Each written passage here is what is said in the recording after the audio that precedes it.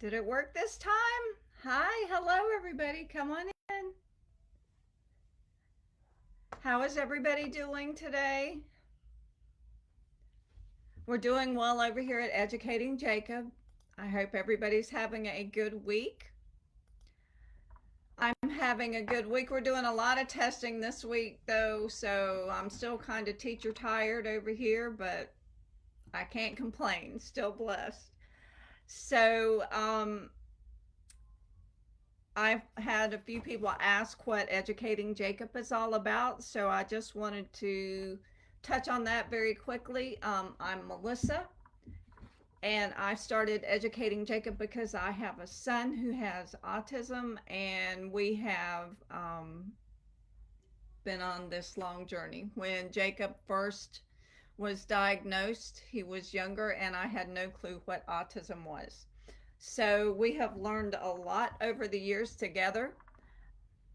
He has taught me a lot.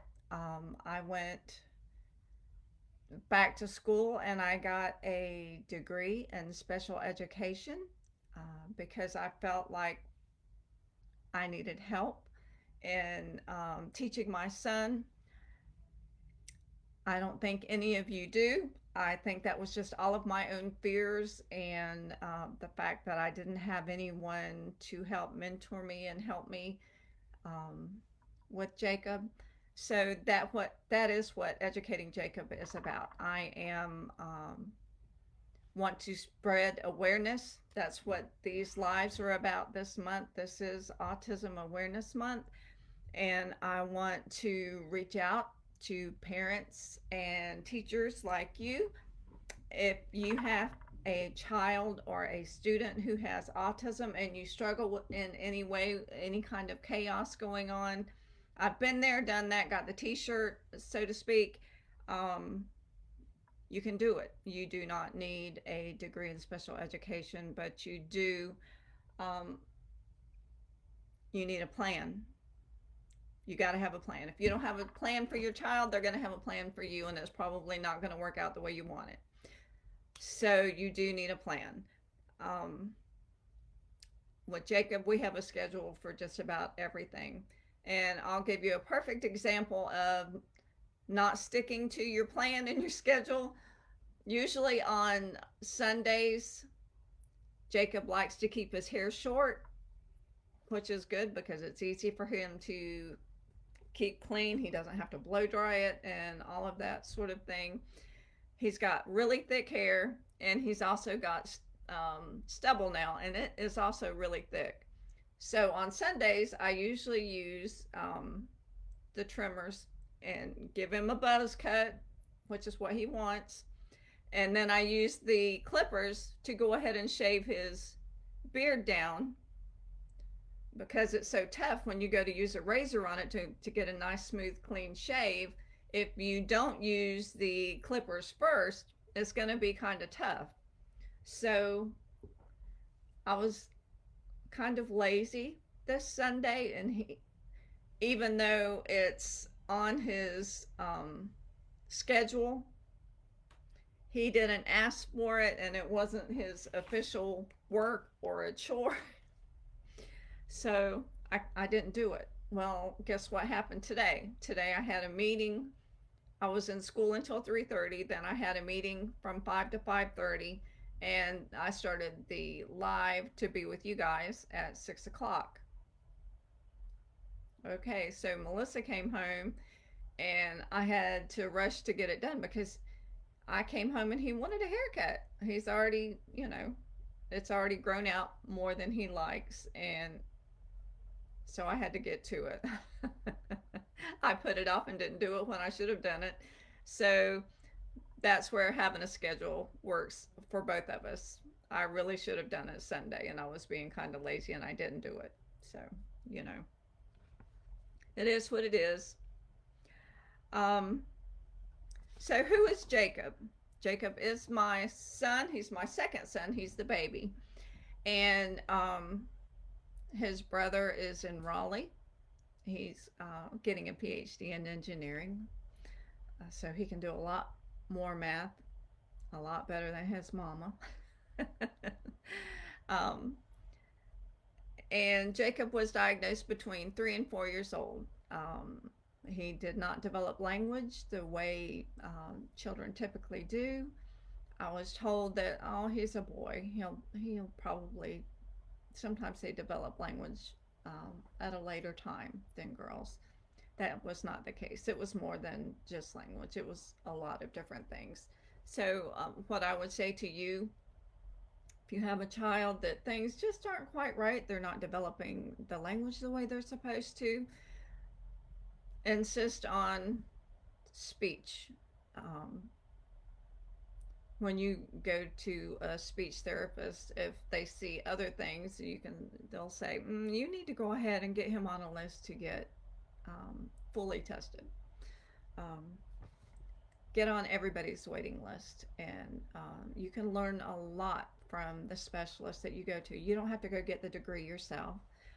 If he qualifies for speech, then go with him and sit in on the speech therapy lessons. You will learn a lot from that speech therapist.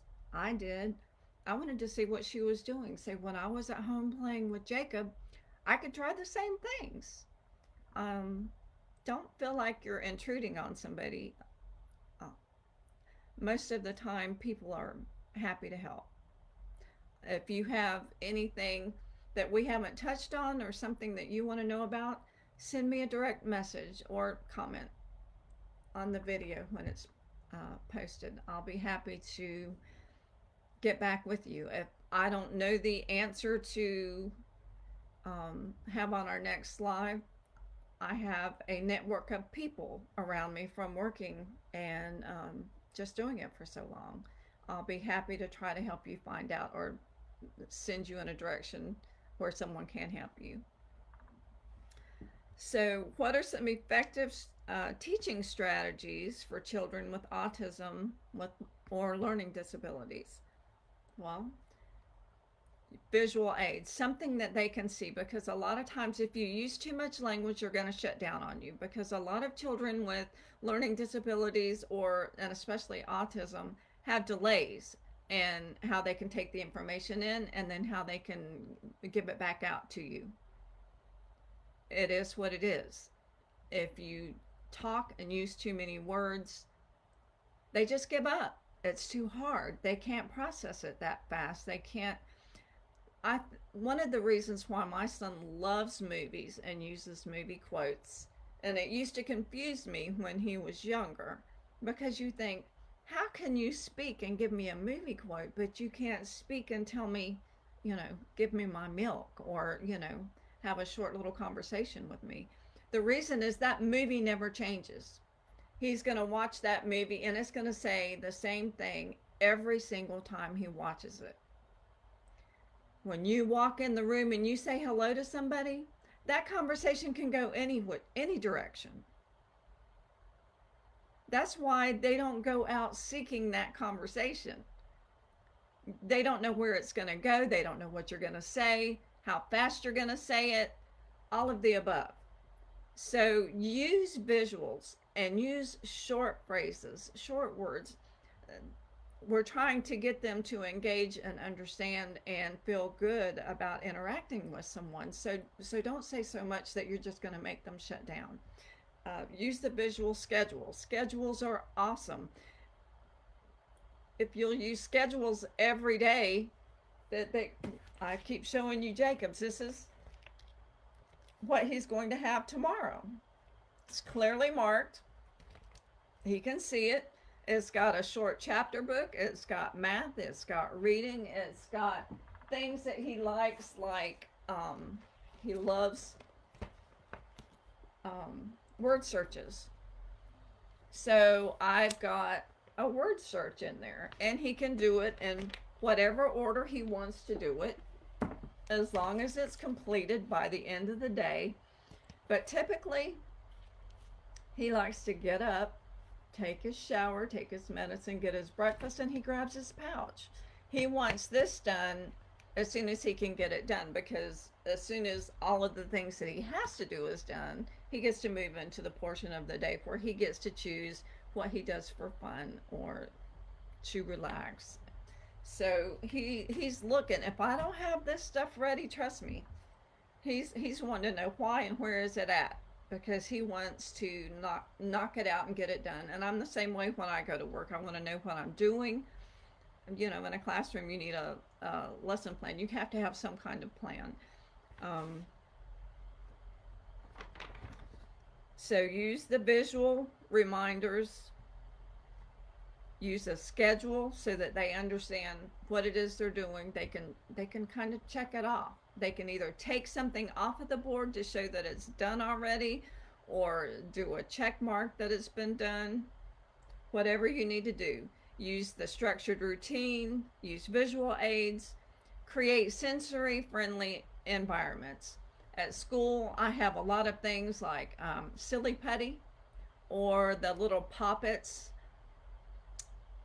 things that they can manipulate with their hands. Now, you're not, if you're going to just sit there and focus on one little thing and not do any work, you're not going to have access to it. But if you know you have a child who needs a break, show them on the schedule, do this. When it's done, you can have the putty or the Play-Doh or whatever it is for 3 or 4 minutes, 5 minutes. It depends. You're picking the work, and you're picking, how much time you can give them. That's up to you and the child.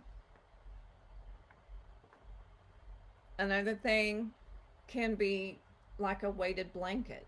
If you need them to stay calm and they have a lot of anxiety when you're giving them something new, you can have things like the weighted blanket. You can have stuffed animals. You can have little sensory bins.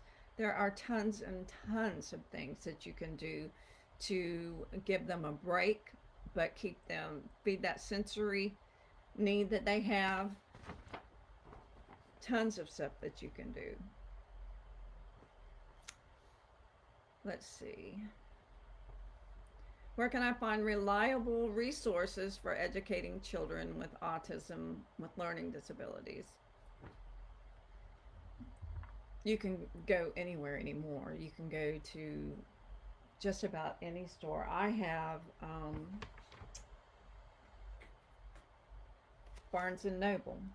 Now, this is the old classics books. This is Black Beauty, and there's CDs in it.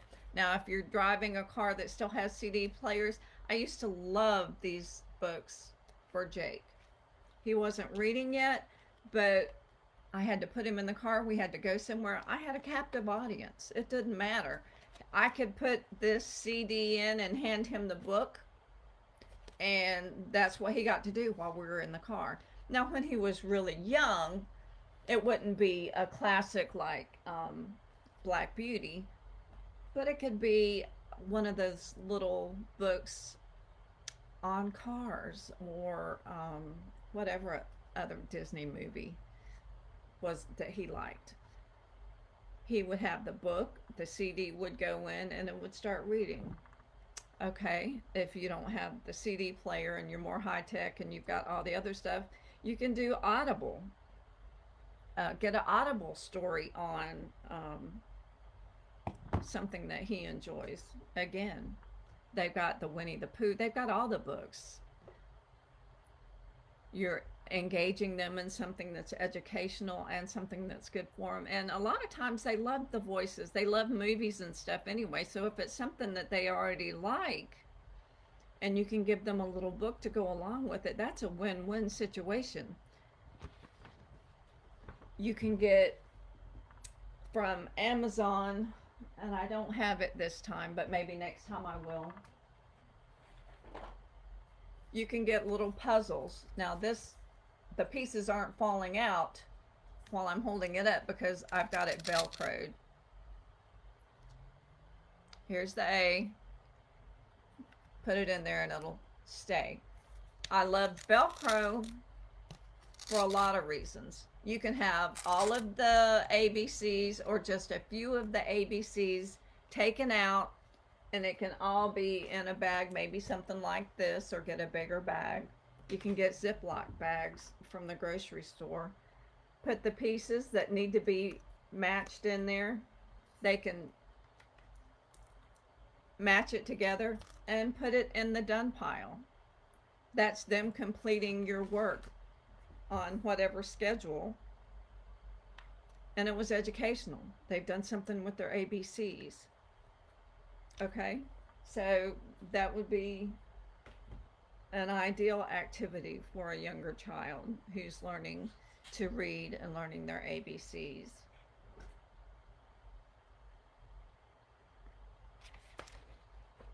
So that's one.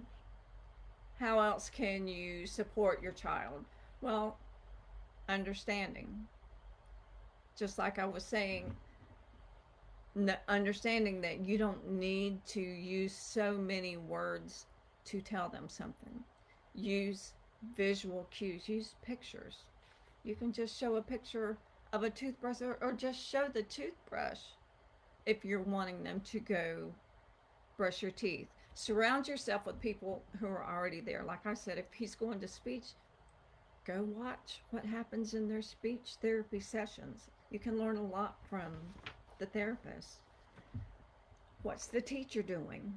If the child's already in school, get them on a schedule like the teacher has them on a schedule. It's going to help you and it's going to help the teacher. Now, you don't have to teach the same things that the teacher is teaching.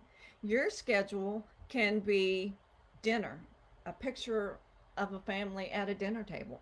It can be a book to indicate we're going to sit down and do schoolwork, whatever homework you have in your backpack. Then the picture can be of a shower head or a bathtub, indicating that it's going to be time for them to go get ready for bed. Then it can be a picture of the toothbrush. I got to brush my teeth before I go to bed. And it can be a checklist, and you can show them how to check off their checklist. Or it can be pictures that are velcroed onto a piece of paper, and each time they pull something off, and then the last picture can be a picture of the bed, they know they're done with the schedule for the night. And now the last one that I just pulled off was bed. It's time to be in bed. I have to get in bed and be ready for school tomorrow. So the school teacher may have a list like that, but it's got math and reading and go to art class or go to lunch, stuff like that. Well, you can have that same type of schedule, but it can be for home. The pictures can be different. It can be the dinner table, a picture of the backpack indicating we're going to get the backpack and get your homework out and do your homework. But you can teach your child, and your life, your family's life can be so much better. Your child brings a lot of chaos when there's a lot of things, when there's a lot of anxiety and things that they don't understand. And you're making it worse by raising your voice or repeating yourself over and over because they're not getting it. Just understanding that there are a lot of complexities that go into a learning disability. You have sensory issues. They may need some more physical input, which you can get them a little rebounder. It could be, their clothes are uncomfortable. They're ready to get off all the school clothes because they've been in them all day, and maybe they're a little stiff or the texture's not right. Tons of different things. Just understand and learn your child. Surround yourself with people that can help you recognize and improve on ways that you can make things go right. Follow that schedule. Give them the security that they need by giving them the schedule and the routine that they need to be successful. Because as soon as you have them doing things and feeling more independent and feeling the success that they see other people having, you're winning the battle. You're making your life more chaos free, and you're making them much happier. How can I promote social interaction and communication skills?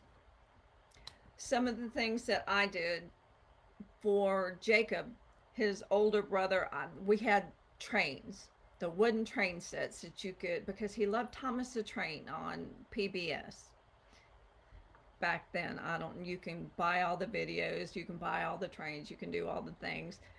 But my son would help his older brother, would not do a lot of talking. They would just get down on the floor and all the train tracks would be spread out. And his brother was older, so he was really good at building all these cool train tracks.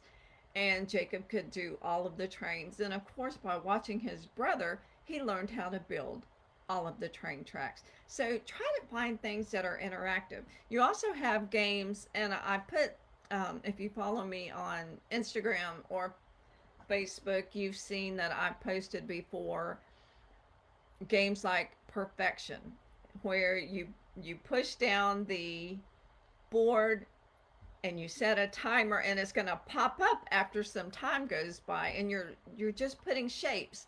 They can look at that and see, ooh, this is half of a moon, and they're looking on the board for the half a moon to put it in. And I believe the pieces are like red and yellow or blue and yellow. I don't know. It's at school. I'll try to remember to bring it home before we have our live next week. But it's a perfect game. When I have children at school, I'll let the older ones play with the younger ones, because they understand that the younger one might get a little bit upset if he doesn't get the game right, or if he even loses. And I'm looking at the older one, I'm like, let him win. Because we want them to have fun and be successful the first time they try. You can get more competitive later, but you can look at it and understand what you're supposed to do. You're matching and putting the pieces inside the board, and you're trying to do it before the board pops out and makes all the pieces go all over the place. So there are plenty of new little games that you can have like that, where you're interacting, but it's not based on them having to learn a bunch of rules or listen to you say a whole lot of things. It's fun. You also have things like Play Doh. You can roll out Play Doh and just have a picture from the Play Doh box on there. Or you can have, I use ABC cards. I show them a picture of a capital A, and we start rolling out the Play-Doh, and then we put it in the shape of a capital A, and then we talk about the A sounds.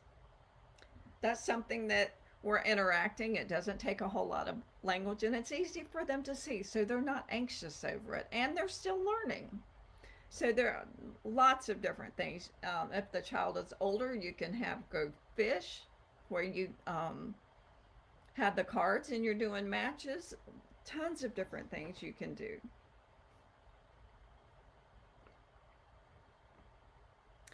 So what support networks are available for parents and teachers? Okay, well, you have community supports like the Autism Society. I have the Autism Society. They have meetings for parents. You can go to a local chapter. I think you can like check out books and stuff. Just check out locally. Type in Google Fayetteville and, autism supports, and see what comes up. But there are a lot of different things that you can look up and get support. Try to get with other parents, maybe from the school, if that's available for you. Always use your doctor. Get on everybody's list to get tested, and they can give you probably lists of people to contact and get in their network. Because when I took Jacob to teach, which is through Chapel Hill, the school Chapel Hill in North Carolina, they have seminars, they have parent advocates, they have a whole network of things for new parents. And I did that but I didn't have any close friends or any teacher friends, but I wasn't a teacher yet. I didn't have any of those things. So I would wait for my appointment time and I would go see some of them,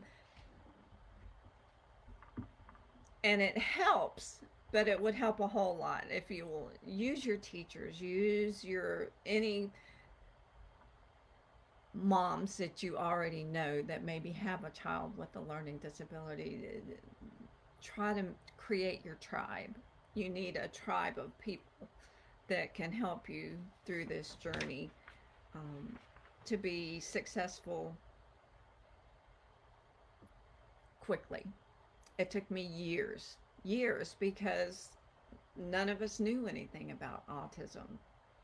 So it was a long journey for us, and I don't want it to be a long journey like that for you. How can I address behavioral challenges effectively? Okay, so that's just a that's just a big issue. There's a lot of different reasons, and behaviors happen for a reason. Why is it happening? Do you know what the trigger for the big behavior is? If they're just being spoiled because they're told no, that needs to be addressed. There has to be consequences for that. But is it a sensory overload? Is it emotional regulation? You have to find out what's causing the behavior in order to effectively come up with a solution. Try to change the environment if it's something sensory. Is the lighting bad? Is it what they're wearing? Is it, you have to know what the trigger is before you can really effectively. Now with Jacob, when he decides he's out and he's had enough and he decides to have a fit about it, now this is not at this age, but when he was younger, there had to be consequences for bad behavior, because I'm sorry if you're tired of shopping, but if I have to shop because we need groceries or something and you decide you've had enough and you're just going to melt down about it, I'm sorry, that's not acceptable. Okay, you did it, but now there's going to be a consequence for that. On the other hand, knowing that you have a child with autism, you can try to plan ahead.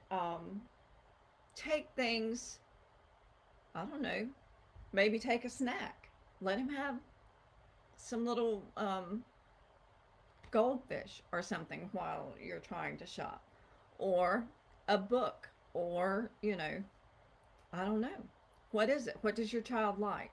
Try to plan ahead and have something handy to keep them busy while you're getting your work done.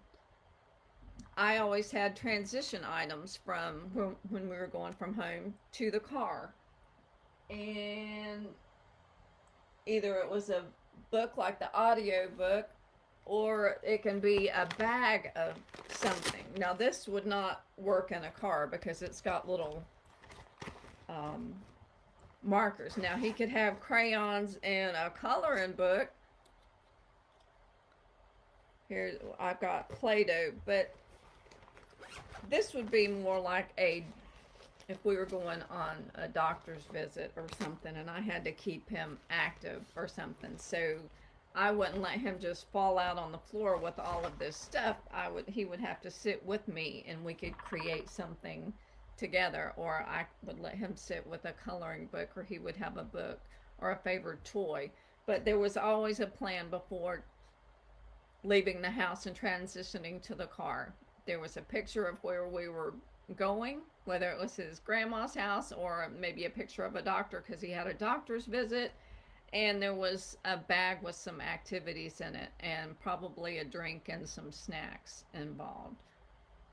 Again, you have to keep them busy and you have to have a plan. If you don't have a plan, things are going to go south and nobody's going to win. So try to create a win-win situation for everyone, your child and you, and enjoy the success. Enjoy being free of all of the anxiety and chaos that I know that comes with autism and some learning disabilities. So that's what we're all about. I hope you've had a great Wednesday.